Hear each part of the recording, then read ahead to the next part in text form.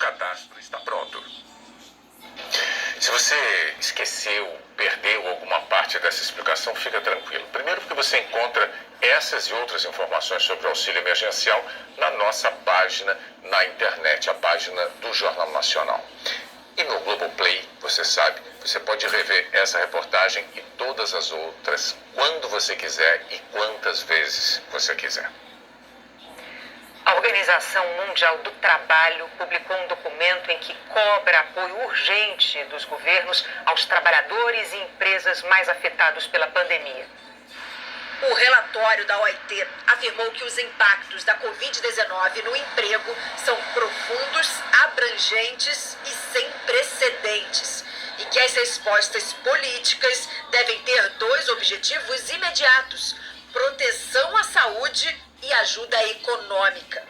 O levantamento destacou que as medidas de restrições à circulação de pessoas, totais ou parciais, estão afetando 8 em cada 10 trabalhadores no planeta, quase 2 bilhões e 700 milhões de pessoas. A OIT cobrou um apoio urgente, principalmente às empresas e aos trabalhadores que estão na informalidade, incluindo transferências de renda. E citou a Índia, a Nigéria e o Brasil como países onde trabalhadores informais estão sendo especialmente prejudicados. O diretor-geral da organização, Guy Ryder, disse que pessoas que não têm outra fonte de renda ficam diante de um dilema impossível: se proteger contra o vírus ou não ter meios de sobreviver. E falou que é absolutamente essencial que governos tomem medidas para estimular a atividade econômica e evitar ao máximo o desemprego, através de políticas expansionistas de geração de renda, como, por exemplo, a redução de impostos ou o aumento de gastos públicos e a redução de juros. No caso dos trabalhadores formais, o diretor-geral citou iniciativas como a redução da jornada e de salário, para que os trabalhadores continuem ligados ao emprego e não sejam demitidos. O diretor-geral da Organização Internacional do Trabalho reforçou que as escolhas de hoje vão afetar diretamente a vida de bilhões de pessoas e que, com as medidas certas, é possível limitar o impacto da crise e as cicatrizes que ela vai deixar. Se um país falhar, ele disse, todos nós falharemos juntos. Também em Genebra, na Suíça, a Organização Mundial da Saúde publicou novas orientações sobre o uso de máscaras e ressaltou: elas não substituem os dois principais cuidados básicos: lavar as mãos e manter o distanciamento social. O número de casos confirmados de Covid-19 no mundo passou de 1.400.000, com 81 mil mortes. O Ministério da Saúde confirmou até hoje à tarde quase 14 mil casos no Brasil. As 667 mortes representam um aumento de 21% em um dia. Pela primeira vez, foram mais de 100 mortos em 24 horas. No levantamento do G1 com as secretarias estaduais de saúde, até as 8 horas da noite, o número de casos passou dos 14 mil, com 20 mortes a mais. Uma das maiores preocupações neste momento é a falta de equipamentos de proteção para os profissionais de saúde. O ministro Luiz Henrique Mandetta já disse que a importação está difícil porque o mundo todo compra esse material da China. Nas redes sociais, ataques do deputado Eduardo Bolsonaro e do ministro da Educação, Abraham Weintraub, à China, não ajudaram em nada essa situação. Mas hoje, o ministro da Saúde disse que o Brasil vai passar a contar com a ajuda do embaixador da China para garantir a chegada de todas as compras. Novos vídeos. Hoje à tarde eu fiz um diálogo por telefone com o embaixador da China e nós iniciaremos um trabalho conjunto com o ministro adjunto encarregado de negócios para que cada compra que formos fazer, cada contrato que fizermos para garantirmos mais transparência, mais solidez, mais informações a respeito, a gente possa fazer isso contando com o apoio da Embaixada da China aqui no Brasil, algo que a gente sabe da importância dessa, não digo parceria, mas dessa desse esforço comum entre Brasil e China nesse momento para podermos garantir que possamos ter os nossos equipamentos aqui. Algumas coisas nós vamos ter que mandar aviões lá para buscar, precisamos de agilidade nesses trânsitos aéreos e por parte da embaixada que também deve nos ajudar para que possamos entrar, pegar esse material, voltar, e isso num dia que a gente vê muita movimentação de comércio. Além dos equipamentos de segurança, outra grande preocupação é com a quantidade de respiradores mecânicos que são usados pelos pacientes em estado muito grave. Hoje o ministro anunciou que vai destinar R$ 1 bilhão à compra de respiradores produzidos aqui no Brasil. Segundo o ministro, isso vai dar mais segurança ao fornecimento.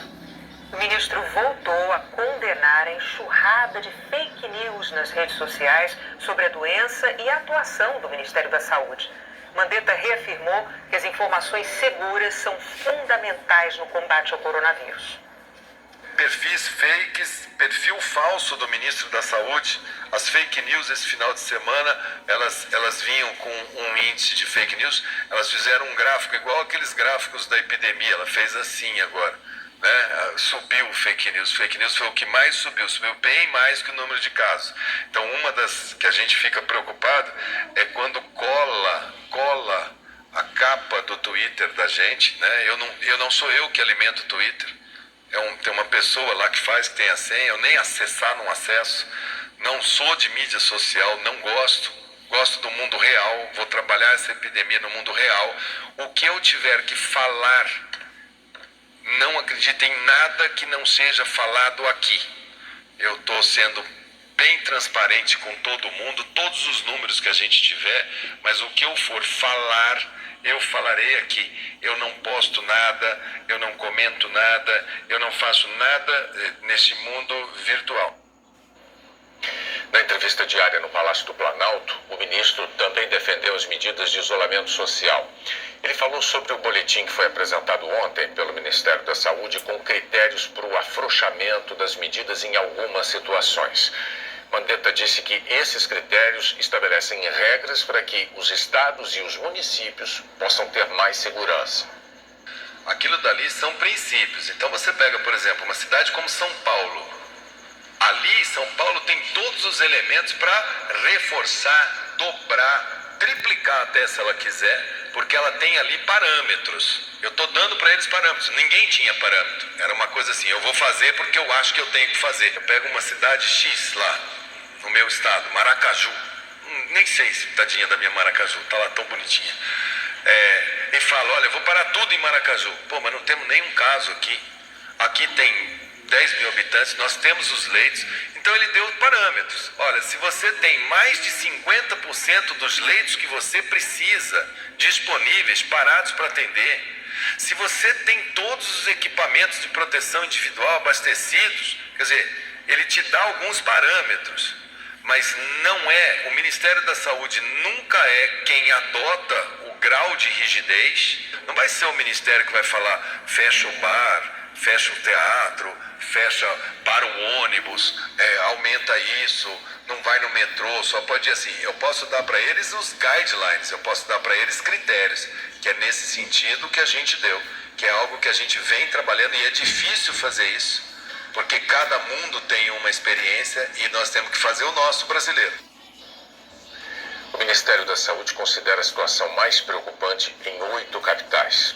Além de São Paulo e do Rio de Janeiro, a incidência de casos está bem acima da média nacional em Brasília, Manaus, Fortaleza, Vitória, Florianópolis e Porto Alegre. O ministro disse que os brasileiros ainda vão enfrentar semanas difíceis por causa da pandemia e reforçou que o momento exige união. Tudo que nós estamos precisando agora, gente, é união. Tudo que a gente está precisando agora é participação de todos, foco. É normal, às vezes você olha, ninguém consegue numa situação dessa ter um olhar só de um ângulo. A gente está aqui para trabalhar, para fazer o melhor serviço, para que a gente possa atravessar esse momento de dificuldade para todos nós, e unidos em torno de tentar fazer com que a população brasileira que vai sofrer, vai passar por dias duros. Eu já tinha dito isso para todos, são semanas duras na parte de saúde, depois serão tempos duros na parte de economia. Tentar minimizar ao máximo isso com o esforço de cada um que está aqui dentro. Eu acho que a gente tem que andar para frente, olhar para frente. Isso é uma experiência que a gente tem que olhar assim pelo para-brisa mesmo, para frente, usar pouco retrovisor e vamos olhar para frente, vamos tocar esse barco nosso chamado Brasil aí juntos. Eu acho que também a imprensa pode ajudar muito. Eu acho que é isso, eu acho que é nesse sentido e vamos trabalhar. O jornal Folha de São Paulo publicou hoje uma pesquisa do Datafolha sobre o isolamento social. A margem de erro é de 3 pontos percentuais para mais ou para menos. O Datafolha perguntou aos entrevistados como está a sua rotina. 4% responderam normal, sem mudanças. 24% disseram que continuam saindo de casa para trabalhar ou para outras atividades. 54% estão saindo de casa só quando é inevitável. E 18% estão totalmente isolados, sem sair de casa. 19% consideram que os brasileiros estão mais preocupados do que deveriam com a pandemia. 46% menos preocupados do que deveriam. 33% preocupados na medida certa e 2% não sabem. O Datafolha ouviu 1.511 pessoas por telefone de quarta até sexta-feira da semana passada. Nesse período de isolamento social, o transporte coletivo continua desafiando a necessidade de evitar aglomerações. Para vocês verem a falta de respeito que está isso daqui. Estação lotada, não tem ônibus saindo. Os ônibus estão indo lotados. Olha para vocês verem. É assim que eles querem acabar com a pandemia. A passageira gravou esse vídeo hoje às 6 da manhã numa estação em Vespasiano, na Grande BH. É uma situação que tem se repetido em vários pontos de Belo Horizonte e da região metropolitana. Aqui em Minas, o governo do estado baixou um decreto para tentar evitar a concentração de pessoas no transporte público. A capacidade máxima dos ônibus durante a pandemia passou a ser o limite total de passageiros sentados. Só que essa determinação não está sendo seguida, principalmente nos horários de pico. Tem risco até do lado de fora, passageiros espremidos no ponto de ônibus. Tá pedindo para não pegar lá em cima no ônibus. O ônibus tá cheio. Como você vai segurar? Não tem jeito, tem. Para esse doutor em engenharia de transportes, o momento pede mais que planejamento. Nós não temos tempo para fazer o planejamento. Aconteceu, temos que resolver. Como que faz isso? Com monitoramento em tempo real, fiscalizando e acompanhando a operação. Em São Paulo, o número de passageiros cresceu 7% em uma semana. A SP Trans, empresa responsável pela gestão do transporte de ônibus na cidade, declarou que ontem houve aumento de 630 mil passageiros no sistema, em comparação com a segunda-feira passada. A frota, que tinha sido reduzida, precisou ser ajustada. Na semana passada eram menos de 3 mil ônibus e agora são mais de 4 mil rodando. Devagar as coisas estão voltando, mas não está todo mundo realmente em casa. Nos trilhos, a situação não está muito diferente. De quinta e sexta-feira, da semana passada para cá, não tem mais como você sentar e ficar numa boa no metrô, está muito mais cheio. Nós tivemos uma queda significativa da demanda. Porém, a oferta não deve cair na mesma proporção. Por quê? Porque em condições normais é permitido que se tenha até 6 pessoas por metro quadrado em um veículo. Porém, agora nós podemos ter no máximo a lotação do veículo com as pessoas sentadas. Hoje, a Prefeitura do Rio pôs em prática medidas para tentar fazer com que os trabalhadores saiam de casa em horários diferentes, alternando o início do expediente. Mas o que se viu foram cenas de dias normais. Mantenha a distância de 1,5 metro entre as pessoas na fila. Na Avenida Brasil, policiais militares montaram um ponto de fiscalização para controlar a ocupação nos ônibus. Quem viajava em pé era obrigado a descer e esperar outro. Só que todo mundo se juntou de novo do lado de fora. O que nós podemos fazer da nossa parte? Tentar sair do horário de pico, que é a hora que tem mais pessoas nos veículos. As empresas tentarem permitir uma flexibilização de horário de trabalho para também sair do horário de pico. E novamente remete a, mesmo acontecendo essas situações, tem que ter fiscalização e o acompanhamento da operação, para que a gente consiga atender a demanda para que a gente consiga colocar a oferta disponível de acordo com a demanda que a gente tem, que está completamente sazonal e variável.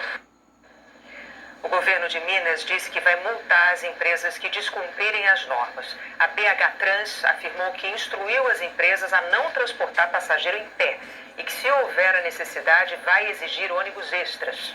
A SP Trans afirmou que a partir de amanhã vai colocar mais veículos em circulação e que os terminais contam com marcações de distanciamento. A Secretaria dos Transportes Metropolitanos afirmou que a oferta de trens está acima da demanda e que vai oferecer mais trens se for necessário. A Secretaria Municipal dos Transportes do Rio de Janeiro afirmou que as empresas que estão circulando com a frota abaixo, do estabelecido e que seguirá fiscalizando os ônibus do BRT para que transportem somente passageiros sentados. O governador do Rio, Wilson Witzel, flexibilizou a quarentena em cidades do interior que não registraram nenhum caso do novo coronavírus. O Rio de Janeiro foi o primeiro estado do país a adotar a quarentena, 21 dias atrás. Hoje, o governador Wilson Witzel disse que vai prorrogar as medidas até o fim de abril. Nós ainda estamos no início dessa pandemia e as pessoas precisam entender que nós devemos ficar em casa. E depois de propor até uma lei para multar os desobedientes, o governador anunciou um afrouxamento da quarentena. A medida vale apenas para algumas cidades do interior e, mesmo assim, obedecendo certas condições. Alguns municípios que estão fazendo uma severa barreira sanitária, seguindo os protocolos de que, não havendo contaminação interna no município, é possível liberar a circulação interna. O afrouxamento vale para 30 municípios, principalmente do norte e do noroeste do estado, em que não há casos confirmados de coronavírus. Nessas cidades, as lojas poderão abrir sem restrições. Só não pode haver aglomeração. Especialistas divergem sobre a medida. Desde que se tome as medidas necessárias dentro do município para que as pessoas não façam aglomeração, respeitem as filas e que haja talvez um horário diferenciado para cada setor da economia trabalhar. Nós não temos informação suficiente para uma tomada de medidas dessa natureza. Por quê? Porque nós não temos testes suficientes. A medida do governo do estado é facultativa e alguns prefeitos já avisaram que não vão aderir. Em todo o estado e na cidade do Rio, o comércio não essencial está liberado para vender com entrega domiciliar. Essa medida vale para papelarias e lojas de roupa, por exemplo. Esse afrouxamento na quarentena foi feito mesmo com o anúncio de números preocupantes sobre a doença. O número de casos novos dos últimos 4 dias do fim de semana nos assustou. Então, assim, a gente vinha com toda uma expectativa de que hoje o tom da coletiva fosse no sentido, olha, vamos comemorar muito nossas curvas achatadas. A gente só pode comemorar um pouquinho. As pessoas, infelizmente, estão se afrouxando, independente dos decretos. Estão se arriscando e arriscando os outros, que é pior. O governador não vê um aumento do risco de contágio com as novas medidas. Eles vão fazer delivery. Então não haverá aumento de funcionários nas lojas, não haverá abertura de loja, aglomeração. E mesmo nesses municípios do interior, também serão observadas todas essas limitações. Álcool gel, não aglomeração de pessoas nas lojas. E essas recomendações estão sendo passadas para os prefeitos. Em outras capitais, a batalha contra o coronavírus ganhou novas frentes. Equipes de saúde de Salvador montaram operações no trânsito para medir a temperatura de motoristas e passageiros. Quem está com febre faz o teste rápido para Covid, que sai em poucos minutos. Em São Paulo, mais 2 hospitais de campanha estão em construção. O maior vai ser inaugurado semana que vem no Anhembi, com capacidade para 1.800 leitos. O outro está sendo erguido no Ibirapuera. A seguir, a defesa dos mais vulneráveis une 6 organizações de diferentes setores da sociedade. O presidente da Câmara anuncia uma nova proposta para liberar dinheiro para despesas emergenciais nos estados.